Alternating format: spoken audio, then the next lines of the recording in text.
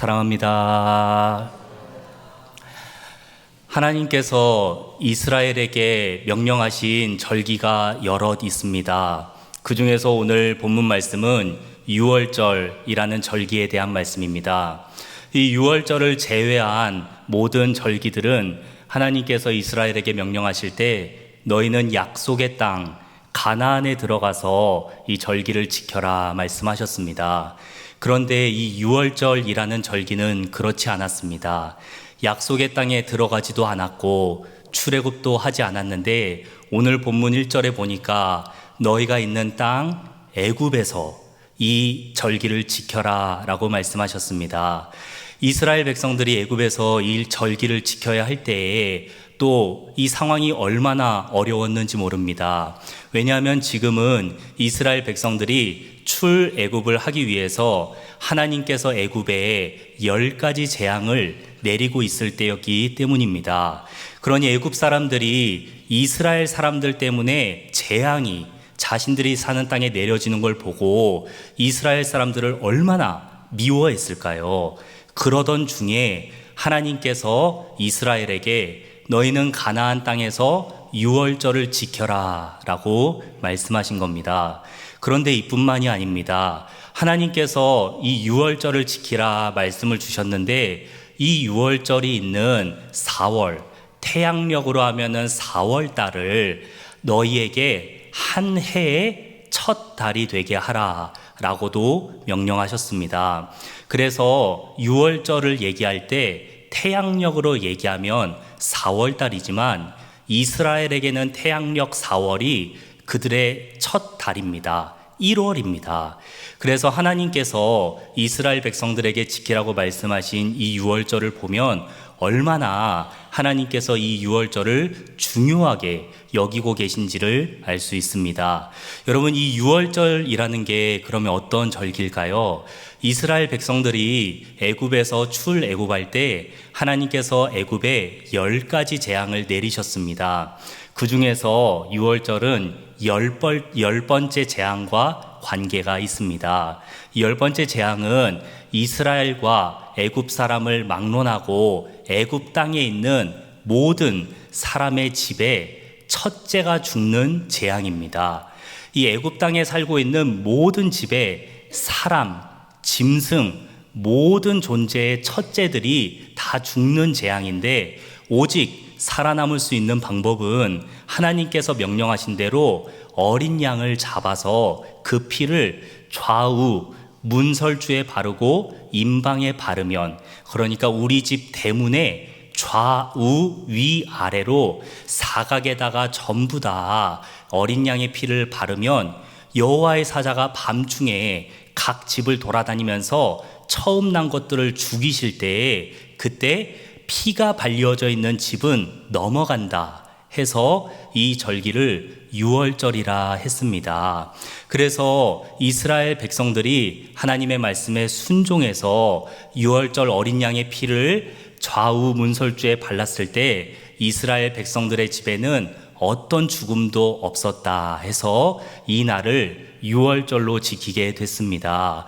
하나님께서 이렇게 유월절을 지키라 말씀하셨는데 신약 성경에 보면 유월절 어린 양을 예수님께 직간접적으로 비유했습니다. 그러니까 예수님이 우리를 구원하시기 위한 유월절 어린 양이다 라고 말씀을 하신 거죠. 그래서 오늘 이 말씀을 우리가 받게 된다면 하나님께서 유월절을 애굽 땅에서 어려운 중에도 지켜라 말씀하셨고 유월절이 있는 4월 달을 한 해의 첫 달로 삼을 만큼 우리 삶의 기초로, 우리 삶의 최우선으로 여겨라 말씀하셨는데 이뿐만이 아니라 대대로 영원토록 기념해라 말씀하셨으니까 우리가 이 말씀을 받으면 우리가 매일매일 하나님의 말씀을 받고 예수님의 복음을 생각하면서 살아야 한다라는 의미입니다. 그래서 매일 우리가 기념해야 할 것은 바로 예수님의 복음, 예수님께서 날 위해 피 흘리셨다는 그 사실입니다. 하나님께서 이 사실이 너무너무 중요하신 나머지 한 해에 첫 달을 바꿔서라도 이스라엘이 애굽에 있는 중에도 이 절기를 지켜라, 대대로 지켜라 라고 말씀하실 정도로 하나님께 정말 중요한 절기가 유월절이다 하는 걸 알 수 있습니다. 그런데 여러분, 우리는 그럼 그렇게 살고 있습니까? 하나님께서 이렇게 중요하게 얘기하신 성경 말씀이 또 찾아볼 수 있을까 싶을 정도입니다. 한 해의 첫 달을 바꿔서라도 대대로 영원토록 기념하라 하실 정도로 하나님께서 힘주고 강하게 강조한 본문이 있을까 싶은 말씀인데, 그러면 나는 매일매일 예수님의 복음을, 매일매일 유월절 예수님의 피를 기억하고 있느냐 하는 것입니다. 우리가 매일매일 예수님의 피를 생각하지 못한다면, 기념하지 못한다면 무엇 때문에 우리는 하나님께서 기념하라, 매일매일 기억하라 하신 이 중요한 사실을 잊어버리고 있는 걸까요? 화면을 통해 확인하시겠습니다. 우리는 중요한 일과 긴급한 일 사이에 지속적인 긴장 속에 살고 있으며, 긴급한 일들의 횡포에 노예가 되어 중요한 일들은 우선순위에서 밀려나 있다. 찰스 험멜이 늘 급한 일로 쫓기는 현대인들을 묵상하고 생각하다가 왜 우리가 하나님의 말씀을 자꾸 우선순위에서 밀어내는가 라고 고민할 때 이렇게 생각했습니다. 현대인들에게는 늘 급한 일이 있다는 거예요. 늘 있다는 겁니다. 우리의 육체적으로도 급한 일이 있는데 우리의 마음도 조급하게 만드는 늘 급한 일이 있어요. 그래서 그 급한 일들을 먼저 하다 보면 하나님께서 정말 중요하다라고 말씀하신 이 사실은 언제나 뒤로 밀리게 됩니다. 그래서 어느새 정신을 차려보면 하나님께서 중요하게 여기셨던 이 말씀은 어디에 있나, 내 삶에 어디에 위치하고 있나 돌아보게 되는 것이죠. 그래서 이렇게 하나님께서 강조하신 말씀을 1, 2절 말씀을 묵상하면서 저는 또한 그렇게 생각했습니다. 우리가 기도할 때에는 이렇게 기도하지 않습니까? 하나님, 우리 삶의 지극히 작은 부분까지도 하나님께서 섬세하게 돌봐주시고 하나님께서 다 채워주십시오. 내 삶의 작은 부분은 하나님의 최선을 다해서 돌봐주십시오 라고 기도를 하는데, 반대로 우리는 하나님께서 가장 중요하게 여기신 그 일을 우리 삶에 조금이라도 중요하게 여기고 있는가 돌아보게 되는 것입니다. 사랑하는 여러분, 정말 바쁘게 일주일을 보내셨죠? 얼마나 분주하셨습니까? 저는 특히 이렇게 비가 오고 습한 날이 되면 출퇴근했을 때의 기억이 떠오릅니다. 온몸이 땀에 젖어서 다 축축해져 있고 파김치처럼 변해버린 몸을 끌고 만원 지하철을 타고 집으로 돌아오면, 집에 돌아와서 말씀 묵상이 되겠습니까? 얼마나 피곤하고 얼마나 지칩니까? 그렇게 돌아와서도 하나님의 말씀을 붙잡아야 하는데 그렇지 못하는 우리라 할지라도, 사랑하는 여러분, 오늘 이 시간 성령 하나님께서 우리의 마음을 활짝 열어주셔서 하나님의 우선순위가 나의 우선순위가 되길 간절히 소망합니다. 우리가 하나님의 우선순위를 내 삶의 길잡이로 삼아서 하나님의 말씀 따라, 하나님의 뜻 따라 살아가는 하나님의 자녀들이 되길 간절히 소망합니다. 하나님께서 이렇게 아론과 모세를 부르셔서 이스라엘 백성들에게 유월절에 대한 명령을 하셨습니다. 너희는 가서 이스라엘 사람들에게 이렇게 명령해라. 이달 열흘이 되면 너희가 갖고 있는 짐승들 중에 가서 흠 없는 1년이 안 된 어린 양을 잡아라. 이 달은 아까 말씀드렸던 것처럼 태양력으로 4월달입니다. 4월달 열흘에 4월 10날에 이스라엘 백성들의 각 집 사람들은요, 자신이 갖고 있는 짐승들 중에 흠 없는 어린 양을 잡아야 했습니다. 그런데 이 조건이 여간 까다로운 게 아니었습니다. 1년이 안 된, 태어난 지 1년이 안 된 짐승이어야 했고, 수컷이어야 했고 무엇보다도 흠이 없어야 했습니다. 이 흠이 없다라는 말은 완벽하다라는 뜻인데요. 여러분이 완벽하다라는 표현을 잘 사용하지 않죠. 그런데 어떤 짐승에게 완벽하다라고 할 정도면 이 짐승은 태어날 때부터 하나도 흠이 없어야 되고 지내는 동안에도 어떤 생채기도 없는 온몸에 기름기가 흐르는 아주 탁월한 짐승이어야 합니다. 그런데 하나님께서 유월절 어린 양으로 바로 이런 흠 없는 짐승을 준비해라 라고 말씀하셨어요. 여러분, 이 당시에 이스라엘 사람들이 그냥 하나님의 말씀이니까 흠 없는 양을 준비했겠지라고 생각하기보다는 지금 이스라엘이 애굽에서 살고 있고 지금 이스라엘에게는 애굽 땅에 내리는 10가지 재앙들이 함께하고 있다는 걸 생각해 보면 좋겠습니다. 흠이 없이 태어나려면, 흠이 없이 지내려면 환경이 얼마나 중요하겠습니까? 그런데 지금 이스라엘 사람들이 살고 있는 이 애굽 땅에는 하나님께서 10가지 재앙을, 자연재해를 막 퍼붓고 있는 중입니다. 물론 이스라엘이 살고 있는 고센이라는 땅이 구별된 재앙도 있습니다. 그런데 모든 재앙에서 구별된 건 아닙니다. 특히 8번째 재앙인 메뚜기 재앙 같은 경우에는 이스라엘이 살고 있는 고센 땅에도 닥쳤습니다. 메뚜기들이 온 곡식을 다 먹어치웠는데요. 고센이라는 땅은 나일강 동편에 있는 아주 비옥한 곡창지대입니다. 이곳에 가득한 곡식을 메뚜기가 다 뜯어먹은 거예요. 그러면은 메뚜기가 다 뜯어먹고 얼마 남지도 않은 곡식을 양들이, 소들이 뜯어먹어야 하는데 스트레스가 얼마나 컸겠습니까? 그 스트레스 가운데 태어나고 스트레스가 가득한 가운데 지냈던 양 중에서 어찌저찌해서 온 가족이 흠없는 양 한 마리를 선별했다라고 가정해 볼게요. 그러면은 그렇게 선별한 양을 바로 잡아가지고 죽여서 우리 집 문에 피를 바르면 좋은데 오늘 말씀해 보니까 4월 10날에 잡은 어린 양을 그날 바로 죽이는 게 아니라 4월 14일까지 보존하라 라고 말씀하셨습니다. 오늘 본문에서는 간직하라라는 표현을 사용하는데 이 표현은 보살펴라, 잘 돌봐라, 그리고 이 양을 감시해라, 이런 의미입니다. 흠 없는 양을 겨우 찾았는데 4일 동안 흠이 없도록 지키려면 이 양을 그냥 야외에다 방목할 수 있겠습니까? 그래서 이스라엘 사람들은 이 양의 새끼를 집으로 데려갔습니다. 집으로 데려가서 4월 10일부터 4월 14일까지 5일간 이 양을 보살피는 거예요. 온 가족이 이 양에게 생채기 하나 나지 않도록 흠이 없도록 하기 위해서 이 양을 열심히 돌보고 지켰습니다.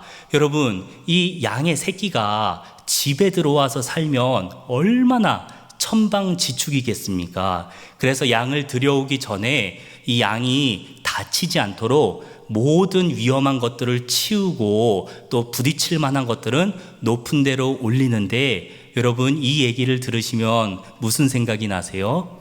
지금 5월 달이니까 가정의 달이기도 하고 우리 사랑하는 손주들 그리고 우리 성도님들 중에 연로하신 성도님들께서는 벌써 증손주들까지 이제 부모님께 인사를 드리러 오는 시기죠. 그래서 가정마다 아주 어린 아기들이 오면 어른들께서 가장 먼저 하시는 일이 바로 이 일 아니겠습니까? 아이들이 부딪혀서 넘어질 만한 거, 아이들이 미끄러질 만한 거, 아이들의 손에 잡아 채여서 위험할 만한 것을 다 치우고 높은 데로 올리고 바닥에는 푹신푹신한 매트를 깔거나 담요를 깔아서 우리 사랑하는 자녀들을 맞이하잖아요. 그런데 우리 사랑하는 손주들, 우리 자녀들도요, 사실 조금 넘어져도 괜찮습니다. 조금 까져도, 조금 다쳐도요, 아이들은 낫습니다. 그런데 이 유월절 어린 양은 절대로 생채기조차 나면 안 됩니다. 왜 그랬을까요? 하나님께서는 유월절 어린 양을 흠 없는 완벽한 어린 양으로 준비해야 된다라고 말씀했기 때문입니다. 만약 어린 양에게 흠이 있으면 어떻게 될까요? 상상할 수조차 없는 일이 일어납니다.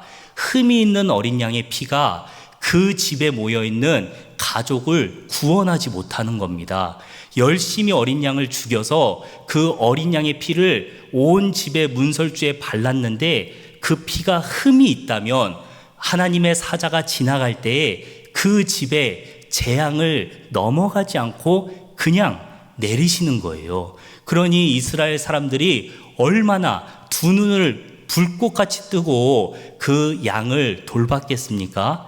아침 저녁으로 이 집에 있는 모든 가족들이, 그리고 이후의 말씀에 보면 이 양을 함께 먹을 이웃들까지도 한 집에서 이 양을 돌본다라고, 한 집에 모여있다라고 말씀하는데, 그래서 이 모든 모여있는 사람들이 한 마음으로 이 양을 돌봤습니다. 바로 양에게서 어떠한 흠도 발견할 수 없도록 14일까지 지킨다 하는 것입니다. 이 일이 얼마나 피곤했을지 생각해 보세요. 우리 사랑하는 자녀들, 내 눈에 넣어도 아프지 않을 우리 손주들인데 하루, 이틀, 3일 안 가고 계속 집에 있다고 생각해 보세요. 그러면은 할머니 입에서 무슨 말이 나옵니까? 김서방, 내일 출근한다 그러지 않았어? 이러면서 안 가냐고 돌려서 얘기하는 것처럼 우리 자녀들조차도 며칠 돌보는 게 그렇게 피곤하고 그렇게 힘이 들 수 있는데, 이 어린 양의 새끼를 5일 동안 돌본다 생각해 보세요. 온 가족이 모든 진액을 다 쏟는 것처럼 이 양을 열심히 돌봤을 것입니다. 그렇게 5일간 양을 돌보고 14일 밤이 되면 이 양을 죽여서 우슬초에 그 피를 묻혀서 모든 문에, 임방에 발랐습니다. 문설주와 임방에 그 피를 바르면서 이스라엘 사람들이 무슨 생각을 했을까요? 너무 힘들다. 너무 지치다. 5일 동안 이 양을 돌보는 일이, 선별해서 기르는 과정, 그리고 이 양을 5일간 돌보는 과정, 너무너무 지치고 힘들다라고 생각하지 않았겠습니까? 그런데 사랑하는 여러분, 이 어린 양은요, 고작 5일입니다. 우리 모든 가족의 죄를 사해주고 한 집에 모여있는 모든 가족의, 모든 사람들의 죄를 사하기 위해서 이 양은 고작 5일간 흠 없이 보존되는 것이 전부였습니다. 그런데 아까 제가 말씀드렸듯이 신약 성경에서는 예수님이 우리를 위한 유월절 어린 양이다 말씀합니다. 그러면 예수님은 언제부터 우리를 위해 준비되셨고 어떤 고난을 당하셔서 우리를 위해 죽으셨는지 말씀을 통해 확인하겠습니다.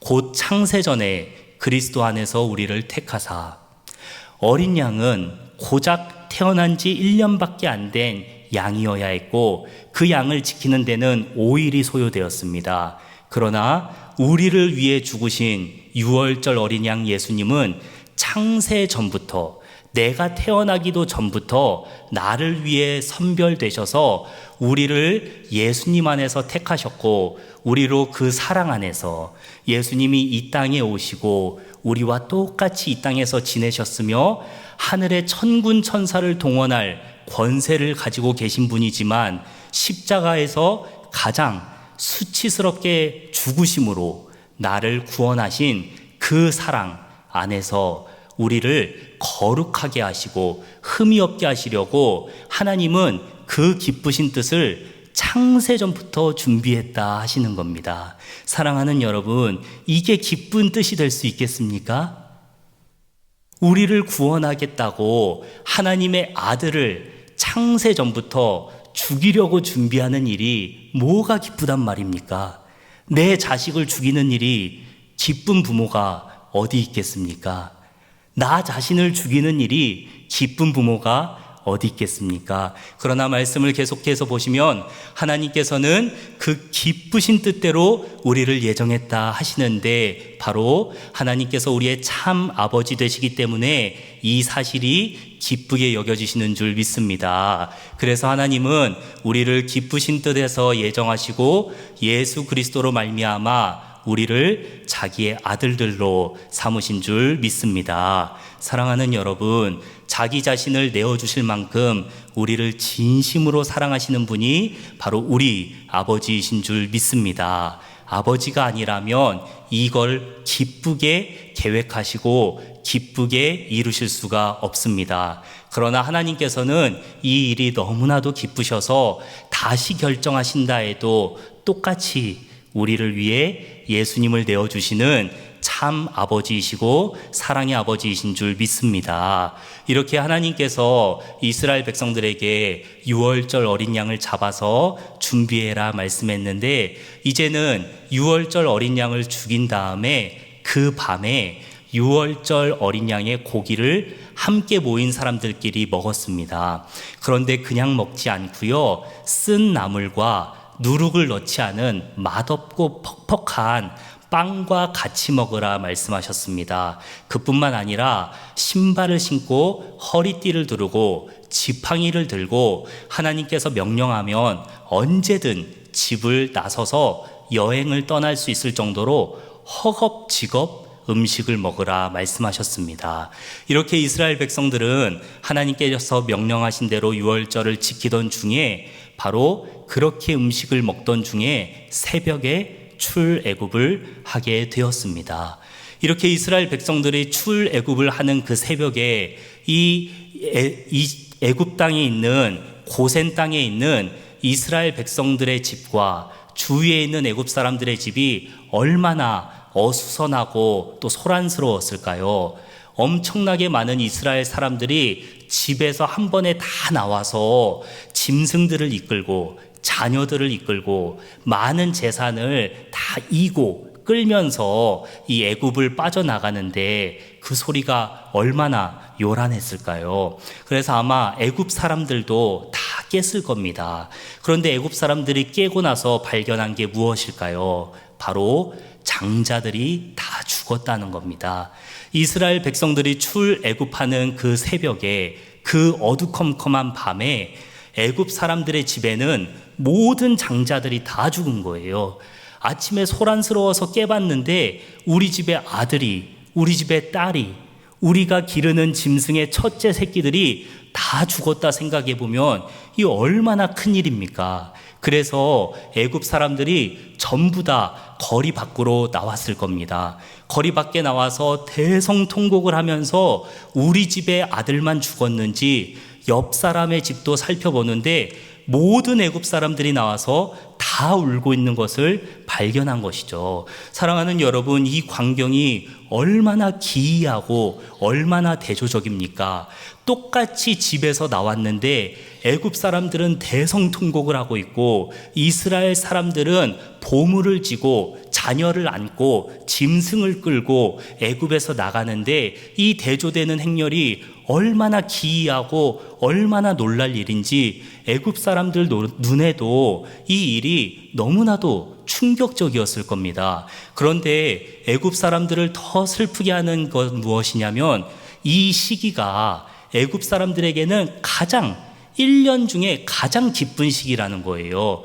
왜냐하면은 태양력으로 4월이다 하면 우리나라에서는 봄이다 라고 생각을 할 텐데, 이 애굽 땅에서는요 추수를 하는 계절입니다. 애굽이라는 곳은 나일강이 해마다 범람을 하는데요, 9월에서 10월에 나일강이 범람을 합니다. 그러면 범람한 나일강 땅에 파종을 하고 이듬해 4월 달에 추수를 해요. 그러니까 지금 6월절이 있는 이 시기는 우리가 생각하는 새싹이 돋아나는 봄이 아니고 우리가 생각하는 가을처럼 온 세상이 황금 들판인 곳이에요. 보리와 밀이 온 세상에 노란색으로 황금 벌판이 되고 추수를 하면서 사람들이 노래를 부르는 콧노래가 나오는 시기가 4월인데 애굽 사람들이 전부 다 울고 있는 거예요. 그러면서 애굽 사람들은 생각했을 겁니다. 도대체 이스라엘 사람들과 우리와 다른 게 무엇이냐? 저들도 애굽에서 살고 우리도 애굽에 살고 있는데, 저들도 신을 섬기고 우리도 신을 섬기고 있는데, 저들도 우리도 똑같은 사람인데 왜 저들은 구원을 받고 우리는 구원을 못 받는가? 라고 울면서 생각했을 거예요. 그때 애굽 사람들의 눈에 보이는 또 하나의 기이한 광경은 무엇일까요? 저는 아마 애굽 사람들의 눈에 이스라엘 사람들이 살았던 그 집, 붉은 피가 칠해져 있는 그 집이 보였을 것 같습니다. 왜냐하면 아까 말씀드린 것처럼 이 애굽 사람들이 살고 있는 고센, 이 이스라엘 사람들이 살고 있는 고센이라는 땅은 나일강이 주기적으로 범람하는 땅입니다. 그러면 물이 계속 범람하는 땅이면 집을 낮은 데 지을 수가 있을까요? 아니죠. 그래서 이 지역은 집이 높은 언덕에 지어져 있습니다. 높은 언덕에 지어져 있는 이스라엘 사람들의 집을 딱 하고 애굽 사람들이 쳐다봤는데, 너무 신기한 것은 이스라엘 사람들이 살고 있는 그 집만 빨갛게 칠이 돼 있는 거예요.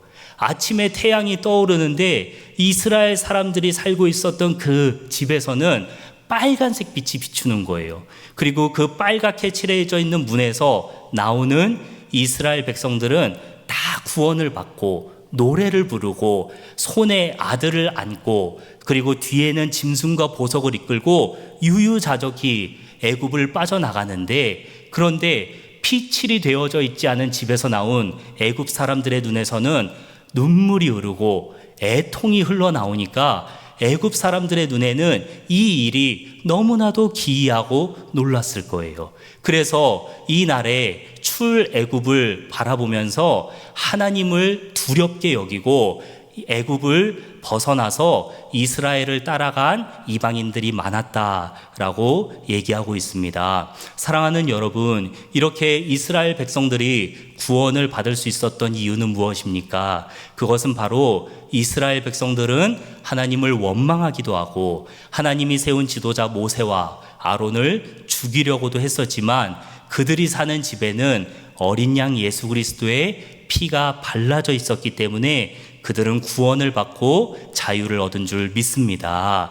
이렇게 하나님께서 이스라엘 백성들을 출애굽하셨던 날, 이 날이 얼마나 귀하고 얼마나 하나님께 소중했던지 하나님께서는 오늘 본문 14절에서 이 날을 대대로 영원토록 기념하라 라고 말씀하셨습니다. 하나님께서 이 대대로 영원토록 기념하라 하셨는데요. 이 대를 이어서라는 말은 우리가 우리 자녀들에게 이 기념일을 가르쳐 준다 하는 말이 되겠죠. 그뿐만 아니라 본문 2절에서 하나님은 이 6월절을 4월달을 한 해의 첫 달로 1월로 삼으라 라고 말씀하실 정도로 모든 사람들이 함께 대를 이어서 이 날을 기억해라 말씀하셨습니다. 그래서 저는 이스라엘 사람들이 하나님의 말씀에 순종할 수 있었던 이유가 이들이 함께 집에 모여 있었고 함께 어린 양을 잡고 함께 그 집에서 하나님의 말씀에 순종했기 때문에 이들이 하나님의 말씀을 따르고 하나님의 인도를 받아 출애굽할 수 있었다 생각했습니다.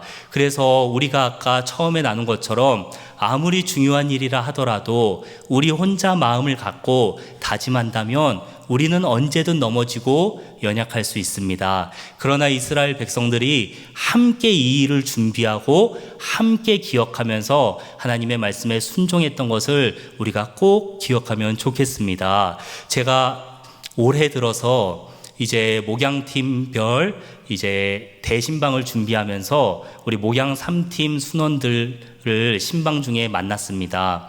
그 중에 만났던 어떤 한 여성 직장순이 제 마음에 오랫동안 기억이 되었습니다. 그 여성 직장순은 모든 분들이 직장 생활을 하는 순입니다.